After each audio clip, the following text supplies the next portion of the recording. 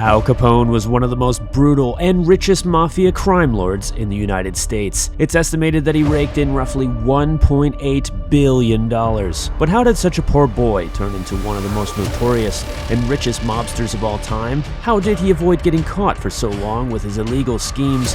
And, more importantly, what exactly did he do that was so brutal that the president himself ordered that the man be caught? This is a crazy true story of the man who ruled an entire city. This is the story of the criminal mastermind, Al Capone.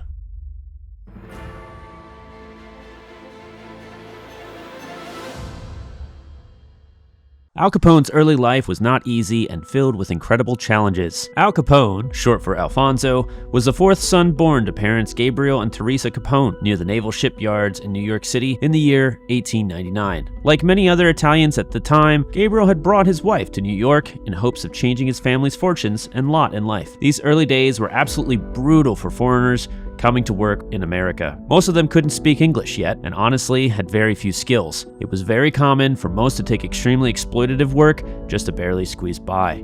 These jobs would usually be like roving gangs hired out to various groups for backbreaking labor, and they wouldn't even get to keep all of their wages. The foreman would demand a kickback from their wages, or he would make sure that they weren't selected for work the next day. From the very beginning, the Italians were engaging in a blackmail racket. But Gabriel had something that most other Italians didn't. He could read. Gabriel was a barber immigrating from Italy, and it was common in those days for Italian barbers to read the mail for their clients. Unfortunately for Gabriel, he had no money to really get started. The average savings of an Italian immigrant family when reaching the United States was just $17. But his literacy allowed him to get a job at a grocery store until he could save up enough to open his own small barbershop. Shortly after Al was born, Gabriel was able to move his growing family away from the vice-laden area to live in the apartment over his barbershop. Here, he wasn't surrounded by a high concentration of Italians though, but instead there were many Irish, natives, and other races around him as well. Growing up in this mixed environment helped to lay some vital skills that would help young Al Capone with his unfortunate choice as a businessman of crime. Al didn't much care for school, and in fact, only one of his brothers even made it to high school. The Irish kids would make fun of Al and call him macaroni. He would make some friends in school, but that wasn't necessarily good, as one of his friends was Salvatore Luciano, better known later as Lucky Luciano, another notorious gangster. At just 14 years old, young Al dropped his attendance to a measly 33 days out of 90, clearly not favoring school. Perhaps the only reason he even attended at all was because schooling was compulsory. His frequent skipping of school earned him some sharp scolding from his teacher, where he displayed a terrible temper that would come to set a tone for the rest of his life. Al struck the poor woman, which promptly landed him in the principal's office, where he was beaten fiercely for his brutish behavior. That was the last day of schooling for young Al. Al then began working and bouncing around from place to place. He worked sporadically as a clerk in a candy store, then as a pinball setter in a bowling alley, and even as a paper and cloth cutter in a bookbindery. His best job, however, was earning $23 a week, working in an ammunition factory. Despite these steady jobs, the seduction of freedom would always pull young Capone into the streets. There were some bright markers for Al very early on, though. Young Al would sometimes go and watch the Marines changing guard down near some of the naval vessels. He was clearly impressed and held the Marines with high esteem. One time, after Al corrected a Marine for being out of step, the corporal on duty thought in a year or two he should definitely join up. If only the timing had been a bit better for young Al. If he was the right age, perhaps he could have lived a very different and honorable life. Instead, he went to the gangs. The streets in the city were busy, and it was common to see roving groups of children. It was practically essential to join a small group of youngsters, not out of desire, but instead for survival. The streets could be rough, even for children, and most times traveling in groups offered the most protection. But joining a gang was also not just for survival, but they were also mimicking what other adults were already doing. Because of this, it didn't take very long for Al to join the famous Five Pointers gang in Manhattan, and would find himself a member for 7 years. And this is where he would briefly meet John Torrio, and where he would fly under the wing of Frankie Yale. Frankie Yale soon hired Capone in order to bounce for him at one of his businesses, the Harvard Inn. If Capone ever needed to get physical, his fists or club would usually be enough to subdue any opponent. However, he was also very fast and accurate with a gun, having trained often shooting at beer bottles in a popular Italian hangout. In 1917, while bouncing one day, a felon named Frank Galusio came by the Harvard Inn with his sister. Capone made a nasty remark about his sister, and Galusio instantly flipped out a pocket knife and dove for Capone's face. This left 3 very noticeable scars across Capone's face, prompting the famous nickname Scarface. Capone never got revenge on the man, and actually quickly put it behind him, even hiring the man for work later down the line. Soon after, in 1918, Capone met a beautiful Irish girl named May at a dance and fell in love. Italian-Irish marriages weren't very common in those times, but the Italians were willing to marry young, versus the Irishmen wanted to wait much longer before tying the knot. A massive favor in the direction of the Italian men for the motivated Irish women. One day, during Capone's formal collection rounds, he stopped at a bar to have a quick drink. On this fateful night, Capone's life would change forever once again. A man named Arthur Finnegan from the Irish White Hand Gang entered the bar shortly after Capone, and his favorite pastime was tormenting Italians. Finnegan made a terrible mistake, however, in choosing Capone. Capone never even drew a weapon. Instead, he used his brutish size and massive fists to beat Finnegan within an inch of his life. In truth, Capone probably, at least at first, wished he had actually finished off the man. Instead, Finnegan made a full recovery after many weeks in the hospital.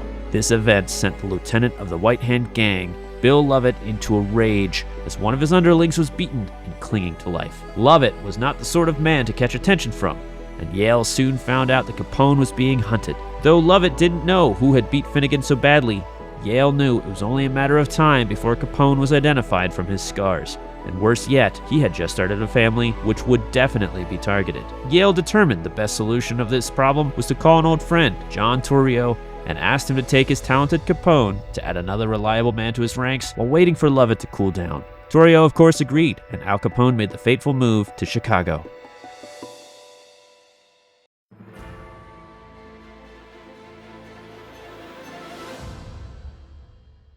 In Chicago, vice ruled the land. Many people would honestly ask what they should do. And what would one do when a whole city, seemingly honestly, voted that they didn't want law enforcement, and instead they wanted politicians and police chiefs to continue a terrible cycle of vice and hedonism? This environment made it the perfect place for the arrival of a man like Capone. Corruption was ripe for the picking.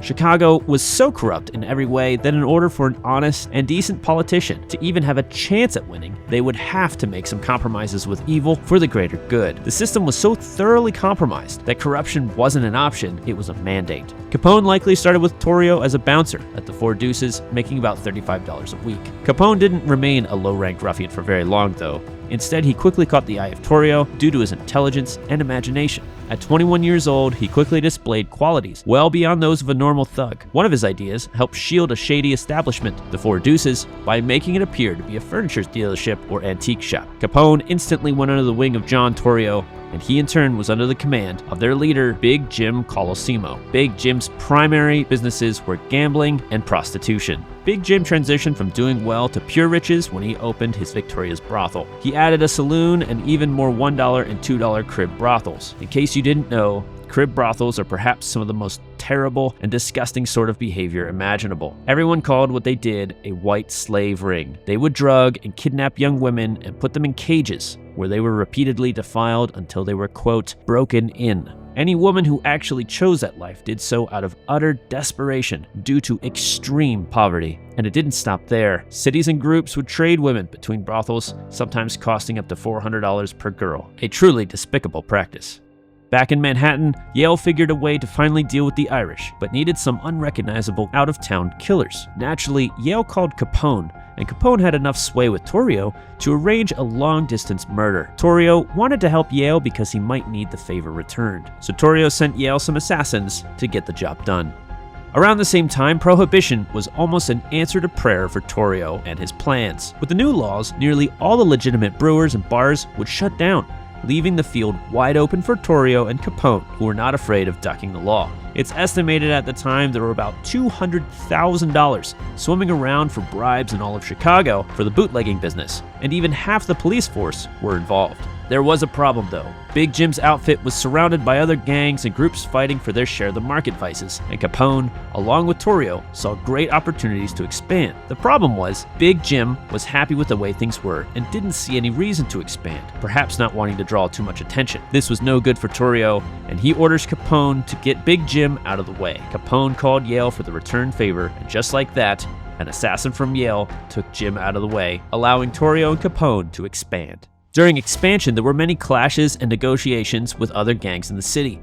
Several times, Capone found himself needing to either murder or plan the killing of other mafia bosses to get them out of the way. But Al Capone didn't just deal in murder. He also would save some of the worst people imaginable from the hand of justice. One couple, the Guziks, ran one of the brothels for Torrio and Capone. The Guziks were some of the low and had kidnapped a poor 16-year-old girl and forced her into prostitution. The girl found her way to escape, and her father, along with many other men from the country, came to see justice. Torrio tried to buy them off at first, but that didn't work, and the local law got involved. Then Torrio cashed in with his bribes to the governor and got the Guziks pardoned. The public raged, but could do nothing. Torrio proved that he had ultimate power in the city, and that power would soon be transferred to Capone. Now, Capone had declared that he had made about $75 per week, but of course this wasn't true. Others claimed that he made about $25,000 per year, earning a 25% share of brothel profits. In 1922, the IRS knew him as Al Brown and knew that he was making way more than just a hired hand. Things ran rather smoothly for a time with Torrio Capone, making enormous sums from their businesses. Torrio eventually went back to Italy for a time, only to come back and find that Capone had essentially taken over Chicago. Torrio was so impressed that he made Capone a 50-50 partner, but their expansion was starting to sting the other gangs, and Torrio could sense what was coming. After a brutal assassination attempt, which left Torrio in the hospital for weeks, he decided to leave Chicago. Torrio never liked to get physical and saw what was coming. Capone, on the other hand, welcomed the chaos with open arms. Capone was now completely in charge.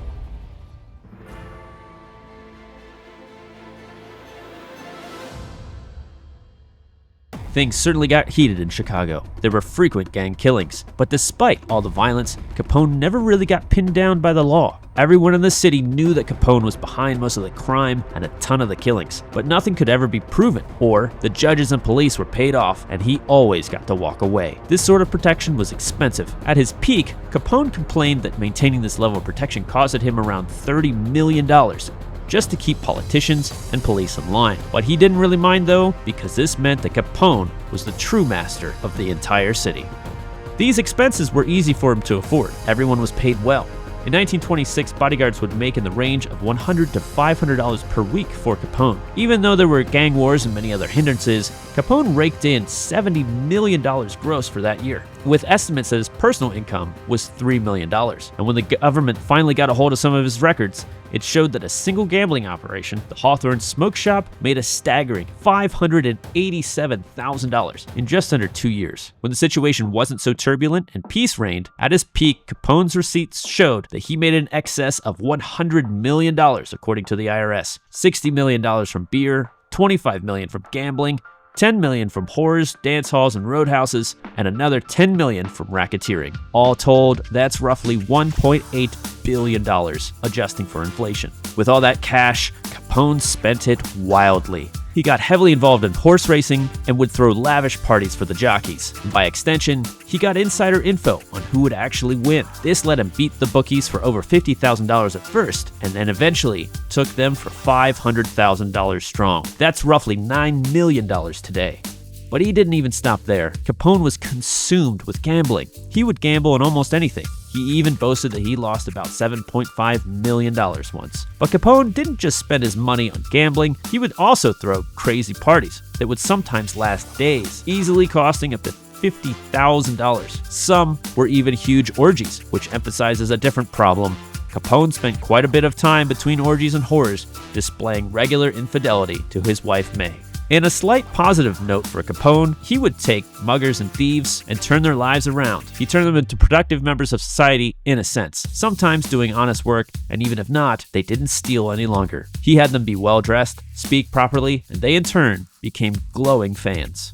Now, Capone was not a fool. He viewed the changing environment of prohibition to only be a temporary business model. He accurately predicted the end of prohibition and knew that his outfit needed to have their focus on another core business, union racketeering. Capone understood the game of manipulating unions. He knew that all the members treated union dues like a necessary tax, and so long as the workers took home a little bit more money every time there was a strike or negotiation, he could easily raise the dues and funnel large sums of money away from them. He said, "You give it to them with one hand, and you take it away with the other."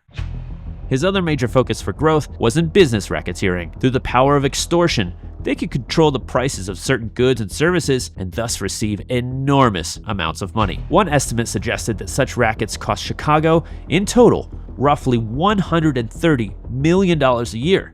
And just a couple years after that, they estimated the figure at $200 million. That's about $3.6 billion today, and Capone had a nice chunk of that pie. But in 1927, at Capone's height, another rival, a man named Elio, tried to have Capone killed. He even put out a bounty on Capone up to $50,000. And worse for Capone, anyone could be an informant for Elio. Elio was eventually picked up by police, and Capone brazenly sent his men to the precinct to wait for him to come outside. Elio immediately fled with his family to New Jersey. The siege of the Detective Bureau drew the attention of the whole nation. Headlines across the country actually forced the hand of the passive Mayor Thompson. He sent his police chief to tell Capone that he had to leave town. The criminals in office finally flipped and decided to be their own outfit. So in 1927, Capone was forced to flee to Florida. On top of this exile, his old friend, Frankie Yale, betrayed Capone by hijacking some of his shipments. Capone caught wind of this and had him brutally shot while driving to see his new wife. And to make matters worse for Capone, Elio was still determined to get him and continually sent assassins after him. One of the worst was when Elio bribed some of Capone's own men to try and kill Capone. Capone's bodyguards foiled the plan, however, and they eliminated the threat. This was the final straw for Capone, and he ordered the death of Elio. His assassins tracked Elio to Rochester, New York, and one day when he exited a building, he was struck with a hail of bullets from a Thompson machine gun, finally ending the feud between the two men. But Capone was about to make one of his biggest mistakes by committing a terrible act named the 1929 St. Valentine's Day Massacre. It's assumed that Capone had his men take rooms across the street from the opposing gang's garage and waited till the leaders showed up. He had his men dressed as police officers and pretend they were doing a raid. They lined up the competing mob and executed them in broad daylight. This terrible miscalculation, along with Capone's notoriety, was the beginning of his end.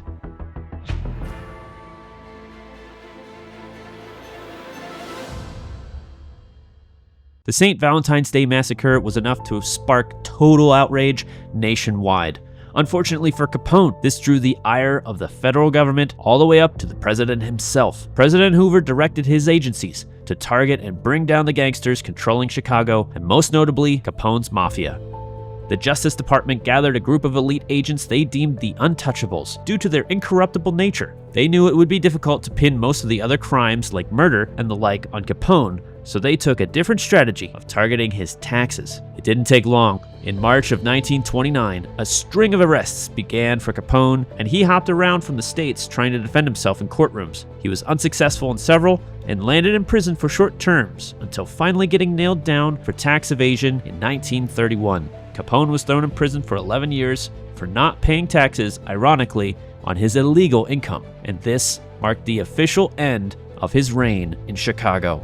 Everything around Capone began to fall apart. Upon arrival at the prison of Atlanta, Capone was almost immediately diagnosed with syphilis and gonorrhea. He also experienced withdrawal symptoms from cocaine. Ironically, in prison, Capone was viewed as a weak personality, and his cellmate was worried that Capone would have a breakdown. Capone was soon transferred to the notorious Alcatraz prison in 1934. But in Alcatraz, it became extremely apparent that neurosyphilis had set in and his mind began to deteriorate. He was eventually released in 1939 and went to Baltimore to receive treatment. But it was too late. His mind was left with the capacity of a 12-year-old, and just 8 years later, he died from cardiac arrest. The notorious criminal was finally gone. Now, despite Capone's horrible businesses, which were inherently exploitative, Capone was an excellent negotiator and shrewd businessman. His overwhelming success forces the question of how much good could he have done in the world if he'd used those talents in an honest way? Or even, what would the world have looked like if he had avoided crime and taken a different path altogether and become a Marine? Speculation aside, one thing is sure. With Capone, it seems that money didn't make him a better person, but instead amplified the core elements of who he was. And unfortunately, he was brutal. His story also shines a light on corruption as a whole, and just how many people were ready and willing to play along with his schemes so long as they got a cut. It makes one wonder how many unions, politicians, or law enforcement agencies that may even be now in the pocket of a less public mafia. But one thing appears true, whether for good or for evil, that with enough determination, steady work, and negotiation, financial success seems to follow. Wouldn't it be great if we could all use that for good? If you like stories like this, then please like and subscribe, and you will probably really enjoy the next one. I'll see you there.